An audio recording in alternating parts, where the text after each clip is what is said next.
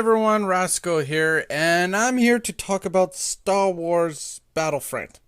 Okay, I have to rephrase this. EA's Star Wars Battlefront. This game is... Oh, fuck, I fucking knew it. Okay, let's start with the history of this. When I heard George Lucas sell the Star Wars rights to Disney, I was like, I kind of cried. Then I heard he made a $4 million donation. It's like, you lovable asshole. It's like, you want to kill him, but you love him for making that donation. It's like, yeah.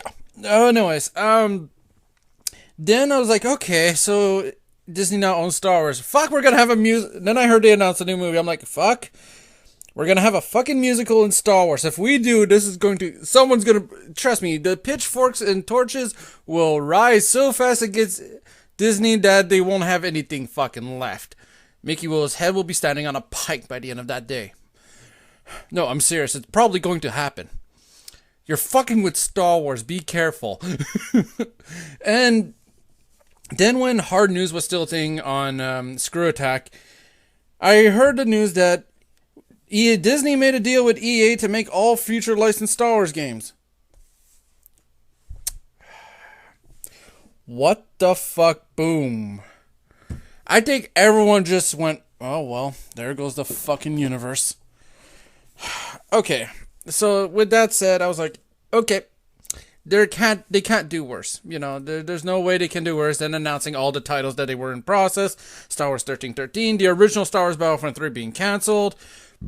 Those two games being cancelled, and it's like, well, yay. So, before I get into a full-on bitch fit,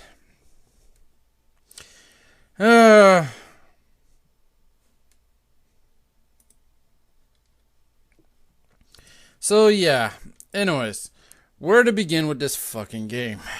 Okay. So, I'm going to do this. The positive. The positives. Yes. The things that I find positive about this game. It sounds amazing and it's beautiful to look at. The graphics and sounds are awesome. That's all the praise you're getting from me, though. That's it.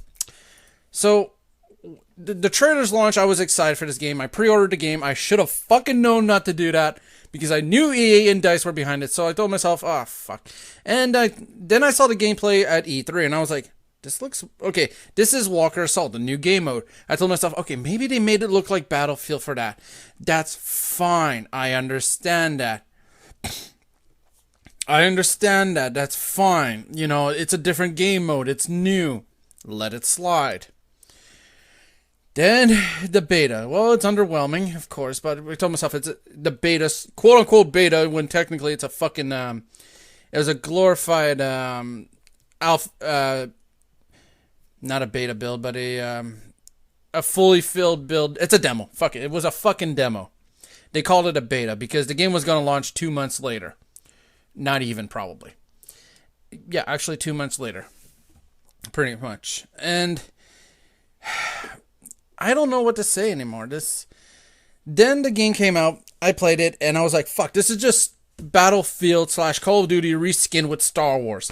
That's all it fucking is. And it sucks because you have game modes like Walker Assault, which is an interesting fact. You play as either the Rebels or the Empire the entire time.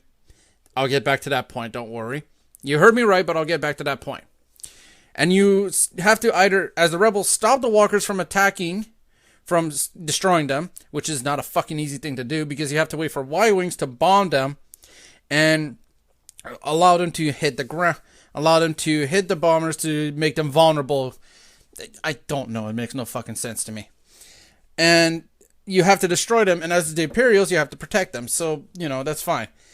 Then they just took every game that's in Call of Duty or Battlefield and put them into this game. Cargo, droid protection. There is no command points like the old games. And I know a lot of you are saying, well, you can say, well, don't let your nostalgia blind you. You shouldn't do this. No, but when you have a game that is pre-made and has pretty much every fucking thing already made, the expression of don't fix what's not broken, you could have just took what Battlefront 2 did and fucking upgraded it. That's all they needed to do.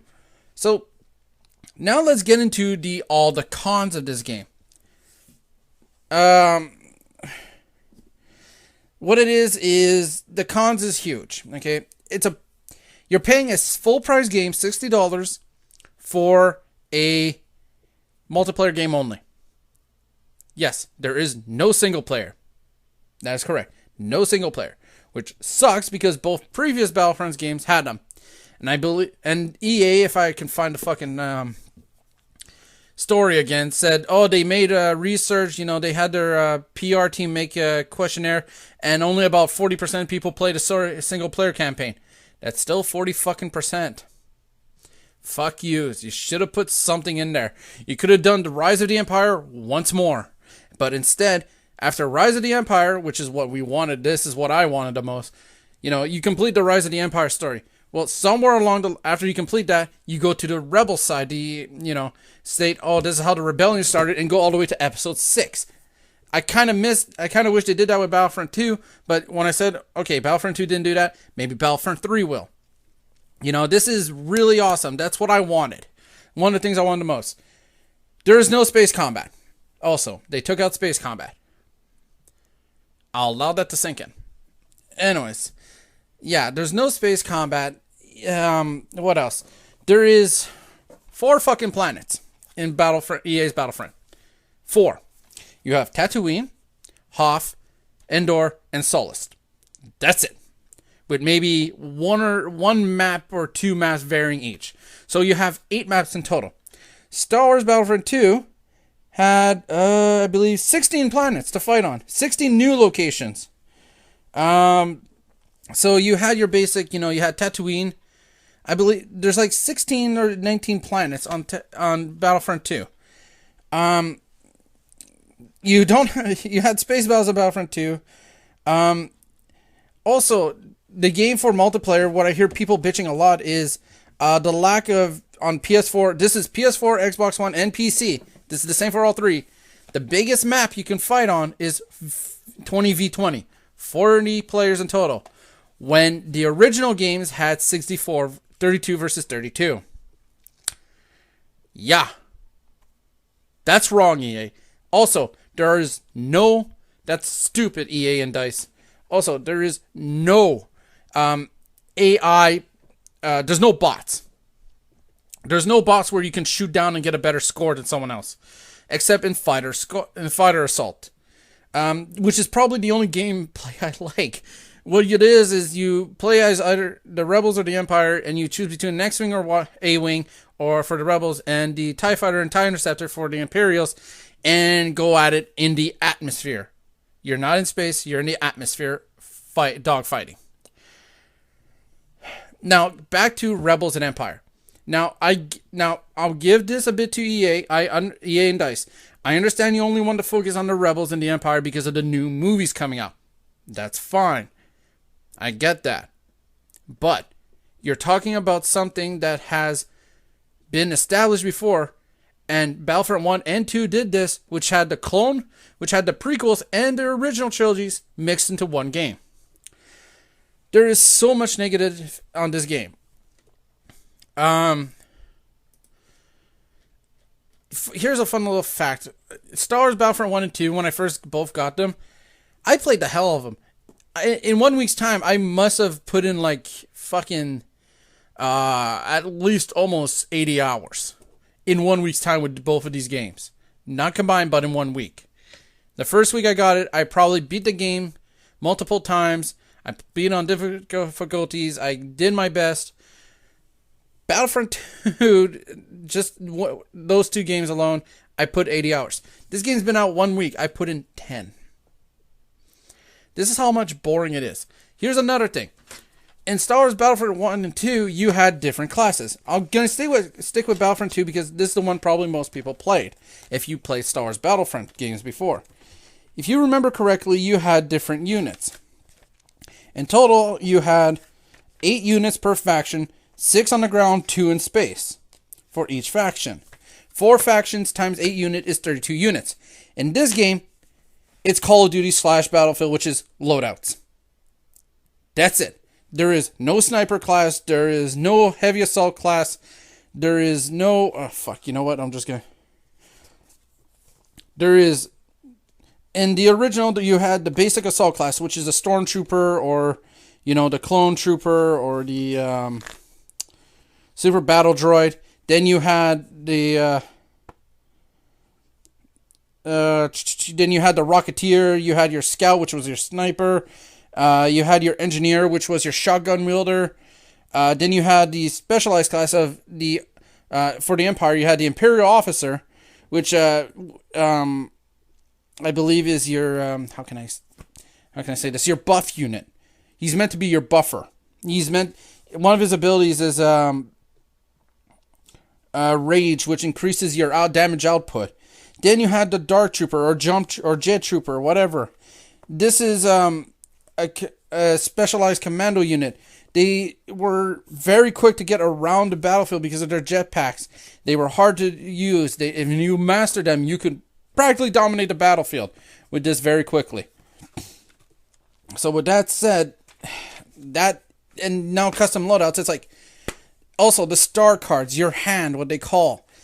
These cards can vary. You have two cards on your left and right triggers. For me, since it's on the PS4, the L1 and R1. These allow you to use extra things like a grenade. Yes, a grenade is now a fucking star card, which takes time to recharge, which is a cooldown time. This is stupid. Seriously, this is stupid. There is no reason for EA and DICE to have done this. I mean, they don't do this with their other franchises, right? I don't know. I haven't played a Call of Duty or Battlefield in like over 8 years. Wow, I think the last one I played was Call of Duty Advanced Warfare 2, I think. I have to check my fucking games. Holy cow. Yeah, that would have been a long time ago. I think it's when the Xbox 360 first came out, or not long after. Another downside is the heroes. Now, I like the heroes in Battlefront 2 because they're powerful, but they're not overpowered. Here's why. In Battlefront 2, you had heroes which, with time, their health bar decreased. You had your health bar, and with time, you decreased. Killing enemy units would increase your health bar. Taking damage, of course, would reduce it. In EA Star Wars Battlefront, this doesn't happen. You have a hero which is either overpowered or underpowered, well, usually overpowered. Their health bar don't decrease, and they take so many fucking hits, it's unrealistic.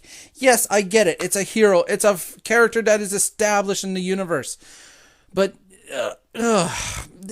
I mean, when you see 10 guys ganging up on fucking Han Solo and not being able to kill him with all the blaster shots and grenades that were launched, and the guy being able to kill all these other 10 guys, you have a problem here, They take way too many hits. And there are heroes like Boba Fett, which, if you are good with him, you are going to get your ass handed to you. And here's why. He has an unlimited jetpack. That's all I have to say for that. The heroes also have their own unique abilities like Force Push with Luke, a Saber Throw with Vader, and they have their unique abilities like Star Cards, your hand. Again, these also need a cooldown. Also, anyone who wants to play this game, here's the thing: those are vehicles on the field. They're power-ups. You have to pick up an icon stating that this is Imperial ATST. This is an X-Wing you're about to hop into, and a Snow Speeder or anything else like that. These are not there. They're not there automatically. You cannot use the Imperial Walkers. In other words, the AT-ATs. They're not playable, which sucks because on Hoth you kind of want to. And again, on Hoth, there's another one with Walker Assault. When the only time you can use the tow cable for the Snow Speeder, the Speeder I should say, not the Snow Speeder because it can be used anywhere. Is when the AT-AT is vulnerable. AT-AT is vulnerable. Again, there's a lot of negativity about this game. It's unrealistic. For those who, I get what EA was trying to do with, is bring in the Call of Duty / Battlefield fans into Star Wars Battlefront. And that could succeed. I'm I can't bitch about that because that's what they want to do. They want to do it. It's a business practice. I can't bitch too much about that. Here's the thing. This game is not meant for everyone. It's meant for Star Wars fans. Big time. And there are a lot of things that fucking bother me about this game. Because there are some people that got the pre-release. They were able to play the game almost one whole week before everyone else. And some of these people are already at rank 50. This game is unbalanced as all hell too. In Walker Assault, for example, if you're playing as the Imperials, and if you have a good Imperial ATSD user, an ATSD user, a good one, they could fucking wreck the battlefield. I've seen one during the beta get 50 plus kills because they always were in the ATST. It's unbalanced, unfair. You have little to no chance, and even if you get all the good power-ups and have a way to defeat it quick with ease, your teammates are not always going to be there to help you. It feels like you're the one trying to do everything. And in short, people, wait for a fucking price drop for this game. This game, if you're a big Star Wars Battlefront fan, and if you already bought it like me, I'm sorry, I feel bad for myself as well. But this game is not what I was expecting. And if I were you, wait for a price drop because there are season passes coming. Of course. They're $50. It's $50 for 4 of them, meaning that each pack is each bundle is $12.50 each if you buy individually. The first one release is supposed to release 4 new maps with 1 new hero for each faction. For the Rebels, I can think either Lando Calrissian or Chewbacca. The Empire, I'm actually fucking blank. Tarkin? Commander Piet? I don't know. Like, there's no other well-known heroes on the Empire side. There's only 3 everyone remembers, and that's Boba Fett, the Emperor, and Darth Vader. I mean, seriously, there's only so much you can do with this game. And I'm sorry, but EA, DICE, this is not what I was expecting. The dark side is too strong, and it's just pathetic. It's not even strong, actually, I should say. It's just pathetic. This game is not worth your money. Wait for a price drop. Wait to hear what's going on. So many negativities. Here they are. No single-player campaign. Unfair, no unit classes. No space battles. Heroes are a little too overpowered, in my opinion. You know, like I said, the only good things about this game are the sound directions and the graphics. I know there's so many more negativities I said earlier. Just take all of those and put them in bullet points. So if I can re-find that review, where was it? Don't worry, I'll put the link in the description too. If I can find it. Come on, open up already. Nope, not this one.